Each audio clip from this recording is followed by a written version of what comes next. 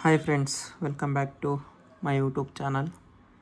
So ತುಂಬ ದಿನ ಆದಮೇಲೆ ವೀಡಿಯೋ ಮಾಡ್ತಾಯಿದ್ದೀನಿ.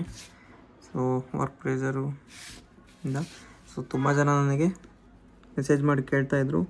So civil police constable cut off ಎಷ್ಟಾಗ್ಬೋದು, ಮತ್ತು ಎಷ್ಟರಿಂದ ಫಿಸಿಕಲ್ ಬರುತ್ತೆ, ಮತ್ತು ಯಾವ ಸ್ಕೋರ್ ಮಾಡಿದರೆ ಸೇಫ್ ಸ್ಕೋರ್ ಅಂತ. ಸೊ ಅದಕ್ಕೋಸ್ಕರ ಈ ವಿಡಿಯೋ ಮಾಡೋಣ ಅಂತ ಮಾಡ್ತಾಯಿದ್ದೀನಿ. ಸೊ ಇನ್ನೂ ಯಾರ್ಯಾರೆಲ್ಲ ನಮ್ಮ ಚಾನಲ್ನ ಸಬ್ಸ್ಕ್ರೈಬ್ ಮಾಡಿಲ್ಲ, ದಯವಿಟ್ಟು ಸಬ್ಸ್ಕ್ರೈಬ್ ಮಾಡಿ.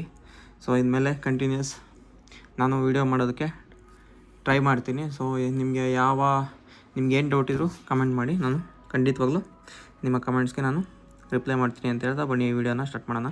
ಸೊ ನಿಮ್ಗೆ ಗೊತ್ತಿರೋ ಹಾಗೆ 3.5 ಲಕ್ಷ ಜನ ನಾನ್ HK ಪೊಲೀಸ್ ಕಾನ್ಸ್ಟೇಬಲ್ ಎಕ್ಸಾಮ್ನ ಅಟೆಂಡ್ ಮಾಡಿದರು. ಅಪ್ಲಿಕೇಶನ್ ಹಾಕಿದ್ದು ಬೇರೆ, ಎಕ್ಸಾಮ್ ಬರೆದಿದ್ದೆ 3.5 ಲಕ್ಷ ಜನ ಬರೆದಿದ್ರು. ಸೊ ಪೇಪರು ತುಂಬ ಡಿಫಿಕಲ್ಟಿ ಇತ್ತು. ಸೊ ಆಲ್ಮೋಸ್ಟ್ ಎಲ್ಲರೂ ಬರೆದಿದ್ದೀರಾ ಅನಿಸುತ್ತೆ. ಬರೆದಿದ್ರೆ ಗೊತ್ತಿರುತ್ತೆ ಯಾವ ಲೆವೆಲ್ಗೆ ಪೇಪರ್ ಇತ್ತು, ಮುಂಚೆ ಯಾವ ಥರ PC ಎಕ್ಸಾಮ್ಸು ಮುಂಚೆ ಯಾವ ಥರ ಪೇಪರ್ ಬರ್ತಾಯಿತ್ತು, ಇವಾಗ ಯಾವ ಥರ ಬರ್ತಾಯಿದೆ ಅಂತ ಗೊತ್ತಾಗಿರುತ್ತೆ.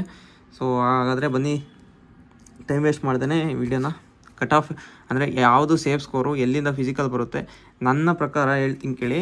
ಯಾರ್ಯಾರ್ದೆಲ್ಲ 1:5 ಫಿಸಿಕಲ್ ಬರುತ್ತೆ, ಸೊ ನಿಮ್ದೆಲ್ಲರದು ಕೂಡ ಜಾಬ್ ಆಗೋ ಚಾನ್ಸಸ್ಸು ತುಂಬ ಇದೆ. ಯಾಕೆ ಅಂದರೆ ತುಂಬ ನೋಟಿಫಿಕೇಷನ್ಸ್ ಆಗುತ್ತೆ. ಆಲ್ಮೋಸ್ಟ್ ನಿಮ್ಗೆ ಗೊತ್ತಿರೋ ಹಾಗೆ 3,000 SDA, 3,000 FDA, 6,000. ಸೊ ಇಲ್ಲಿ ಚೆನ್ನಾಗಿ ಯಾರು ಓದಿರ್ತಾರೆ ಅವರೆಲ್ಲ ಅಲ್ಲಿ ಹೋಗ್ತಾರೆ. ಮತ್ತು 250 PSI ಕಾಲ್ಫಾರ್ಮ್ ಆಗುತ್ತೆ. ಮತ್ತು ಎಕ್ಸೈಸು 250, ಎಕ್ಸೈಸ್ ಸಬ್ ಇನ್ಸ್ಪೆಕ್ಟ್ರು ಮತ್ತು ಎಕ್ಸೈಸ್ ಕಾನ್ಸ್ಟೇಬಲು ಆಲ್ಮೋಸ್ಟು 950 ಆಗುತ್ತೆ.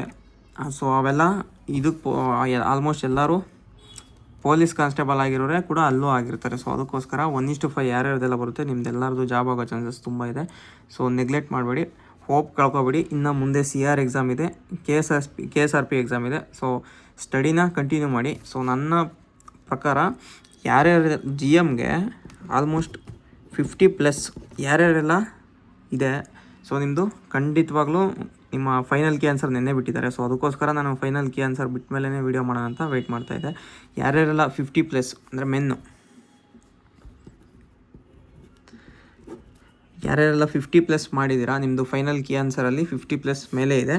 ಸೊ ದಯವಿಟ್ಟು ನೀವೆಲ್ಲರೂ ಕೂಡ ಫಿಸಿಕಲ್ ಪ್ರಾಕ್ಟೀಸ್ ಮಾಡಿ. ಯಾಕೆಂದರೆ 1:5 ಬಂದರೆ ನಿಮ್ಮದು ಜಾಬ್ ಆಗೋ ಚಾನ್ಸಸ್ ತುಂಬ ಇದೆ. ಮತ್ತು ಅದು ನೆಗ್ಲೆಕ್ಟ್ ಮಾಡಬೇಡಿ.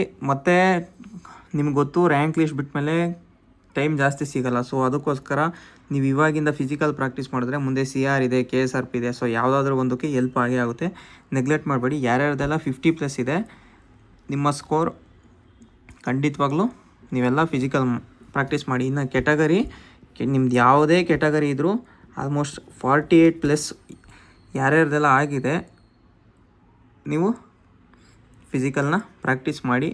ಇದು ನಿಮಗೆ ಫ್ಯೂಚರಲ್ಲಿ ಹೆಲ್ಪ್ ಆಗುತ್ತೆ. ಯಾಕೆಂದರೆ CR ಮತ್ತು KSRP ನಾನೇನು ಅಂದ್ಕೊಂಡಿದ್ದೀನಿ ಅಂದರೆ 3 ಒಂದೇ ಸಲ ಫಿಸಿಕಲ್ ಮಾಡಿದ್ರೂ ಮಾಡ್ಬೋದು, ಇಲ್ಲ ಒಂದು ಸಪ್ರೇಟ್ ಕೂಡ ಮಾಡಿದ್ರೂ ಮಾಡ್ಬೋದು. ಸೊ ಹೇಳೋಕ್ಕಾಗಲ್ಲ. ಸೊ ಅದಕ್ಕೆ ಇವಾಗಿಂದನೇ ನೀವು ಫಿಸಿಕಲ್ಲು ಒಂದು ಡೈಲಿ 1-2 ಅವರ್ ನೀವು ಫಿಸಿಕಲ್ನ ಪ್ರಾಕ್ಟೀಸ್ ಮಾಡಿದ್ರೆ ಇದು ನಿಮಗೆ ಹೆಲ್ಪ್ ಆಗುತ್ತೆ. ಯಾಕೆಂದರೆ ನೆಕ್ಸ್ಟು CR ಇದೆ ಮತ್ತು KSRP ಇದೆ. ಸೊ ಎಲ್ಲದಕ್ಕೂ ಸೇಮ್ ಫಿಸಿಕಲ್ ಇರೋದ್ರಿಂದ ದಯವಿಟ್ಟು ಯಾರ್ಯಾರೆಲ್ಲ ನಿಮ್ಮ ಮಾರ್ಕ್ಸ್ ಈ ರೇಂಜಲ್ಲಿದೆ ನೀವೆಲ್ಲರೂ ಫಿಸಿಕಲ್ ಪ್ರಾಕ್ಟೀಸ್ ಮಾಡಿ. ಇನ್ನು ವುಮೆನ್ಸ್ ಎಲ್ಲ ಯಾರ್ಯಾರು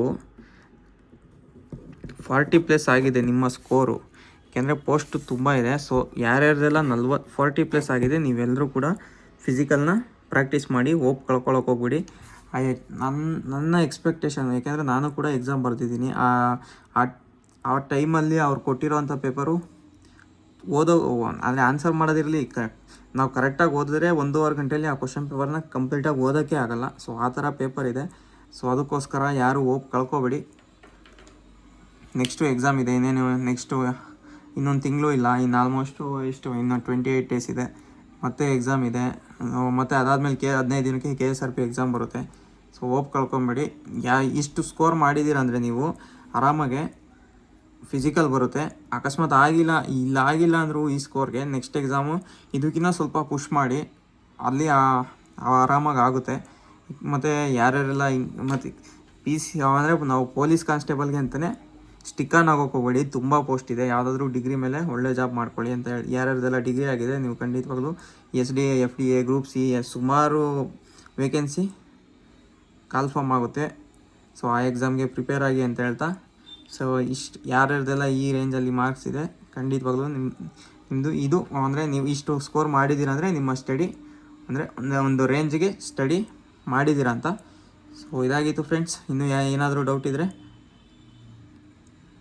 ಕಮೆಂಟ್ ಮಾಡಿ, ಖಂಡಿತವಾಗ್ಲೂ ನಾನು ಆನ್ಸರ್ ಮಾಡ್ತೀನಿ. ಮತ್ತು ನಿಮ್ಗೆ ಏನಾದರೂ ಡೌಟ್ ಇದ್ದರೂ ಕೂಡ ನಾವು ಟೆಲಿಗ್ರಾಮಲ್ಲಿ ಕೂಡ ಗ್ರೂಪಲ್ಲಿ ಮೆಸೇಜ್ ಮಾಡೋರು ಕೂಡ ನಾನು ಆನ್ಸರ್ ಮಾಡ್ತೀನಿ ಅಂತ ಹೇಳ್ತಾ ವಿಡಿಯೋನ ಮುಗಿಸ್ತಾ ಇದ್ದೀನಿ.